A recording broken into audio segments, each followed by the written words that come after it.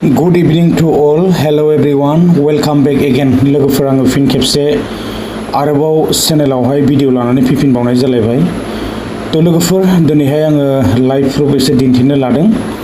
Daily two daily उइड्रल success जागासिनो, सो tension गैया। तो बिदिब्ला FKB आव थांनि। FKB आव थांनानै ट्रेडिं खालामनि दिनै माबोरै ट्रेडिं खालामगोन ना। सो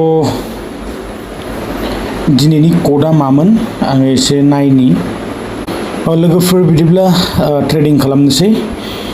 दिनैनि कोडआ जाहैबाय BCH आरो USDT ना।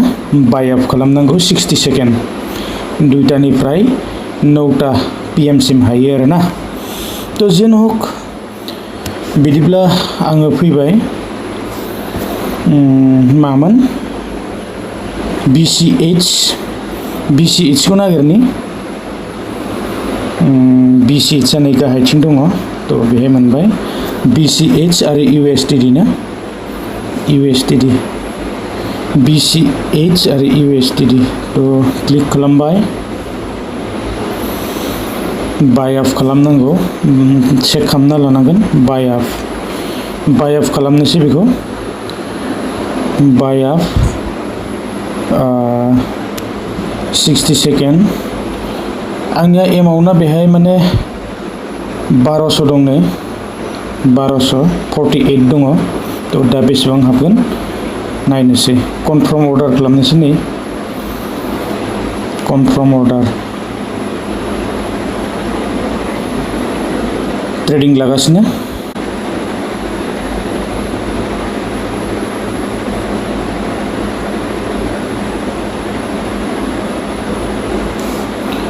कन्टिनिउ होबाय, कमप्लिट जाबाय दे बियो। एमाउन्टखौ नायगोन।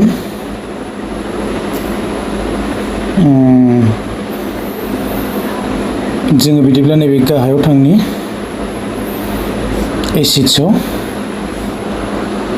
एसिड्सआव थांबाय।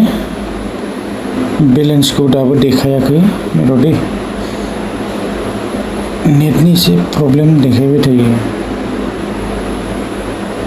निस्सय फाइनेलि हाबफैबाय 1323 जाबाय आरोना एमाउन्टआहाय। बिनि उनावहाय जोङो होमाव थांफिननोसै। जोङो बयबो मिथिजोबखाबाय लोगोफोर माबोरै ट्रेड खालामगोन ना। सानफ्रामबो आङो बेखौ दिन्थिबाय थानो सानाखै।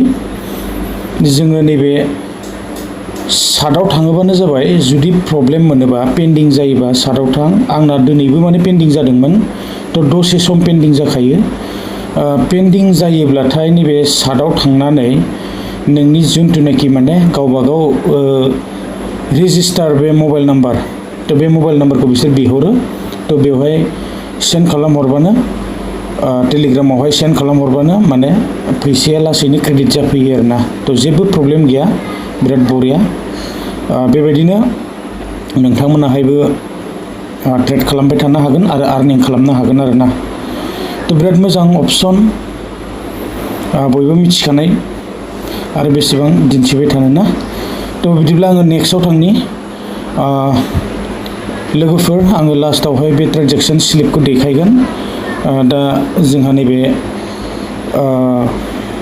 YBY ना लोगोफोर, जोंहा YBY आवबो बिराद मोजां आपडेट्स फैदों। दिनै आपडेट जाबाय। आङो फुङावनो मोनसे भिडिअ हगारदोंमोन, तो एसे प्रब्लेम नुनो मोनदोंमोन बेवहाय। बेबायदिनो जोङो दसे उनावहाय आपग्रेड बेबायदि आपडेट लागोन। तो बे आपडेट लानायनि खबरखौ जोङो मोनदों। तो आपडेटनि उनावहाय दिनै जोङो बेबायदि अफारफोर नुनो मोनदों बेहाय। तो जायफोरा ना, तो डिप'जिट खालामगोन दा 6000 डिप'जिट खालामोब्लाबो बा 6000 रिसार्ज खालामोब्लाबो, जोङो दा जाय माने रिसार्ज खालामगोन गोदानै, तो 6000जों लोगोसे 300 थाखा बेवहाय मोनफाखागोन आरोना। माने फार्स्ट समाव बेबायदि बेवहाय अफार गैयामोन, नैबे 10000आव दङमोन आरोना। 10000 सोयोबा 300 थाखा मोनफायोमोन। दा 6000 सोयोब्लाबो तो 300 थाखाखौ मोनगोन। आरो बिराद मोजां अफार। थ' नोंथांमोना गोसोब्ला बेवहायबो रिसार्ज खालामनो हायो।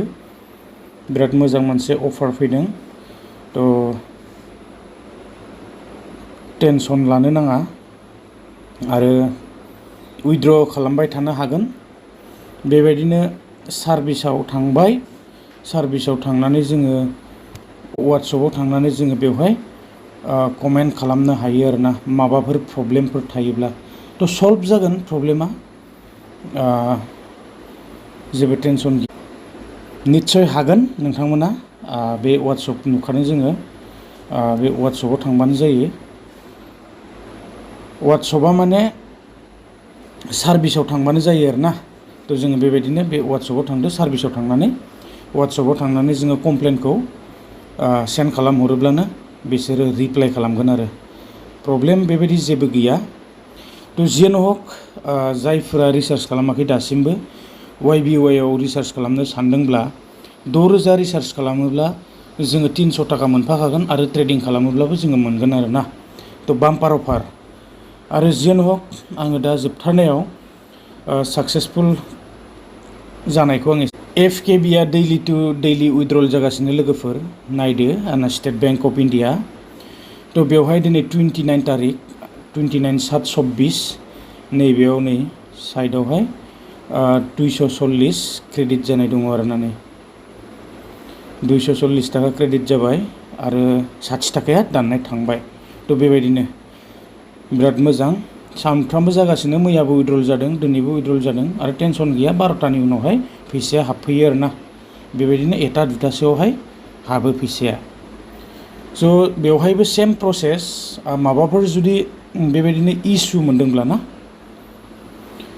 नायदो नै 29 तारिख, बेवहाय बरियानो ट्रेन्सफार जाबाय। आरो जुदि माबाफोर इसु मोनदोंबा नोंथांमोना नैबे जिथुनाखि रेजिस्टार मबाइल नाम्बार ना, रेजिस्टार खालामनाय बे मबाइल नाम्बारखौहाय जोङो हेल्पलाइनावहाय थांनानै बेखौ सेन्ड खालामहरोब्लानो बिनि फिननायखौ होगोन आरोना। थ' FKB हेल्पलाइन दंखायो। थ' जोङो बेवहाय थांनानै सादाव थांनानै कमप्लेनखौ सेन्ड खालामहरोब्लानो आरो बिनि उनावहाय मबाइल नाम्बार, बेबायदिनो रेजिस्टार मबाइल नाम्बारखौ हरोब्लानो फैसाया हाबफैयो आरो लोगोफोर। जेबो डाउट गैया आरो प्रब्लेम गैया। स' बाम्पार अफार होगासिनो, ट्रेनजेक्सन खालामबाय थायोब्लानो जाबाय। लोगोफोर, जायफोरा दासिमबो डिप'जिट खालामनो सानदों, रेजिस्टार खालामनानैल'सो थादों आरोना। थ' जायफोरा रेजिस्टार खालामबाय, रिसार्ज खालामथ'वाखै, बेबायदि जुदि रिसार्ज खालामनो सानदोंब्ला थ' नोंथांमोनाहाय अन रिक्स लानानै बेबायदिनो रिसार्ज खालामनो हागोन आरोना।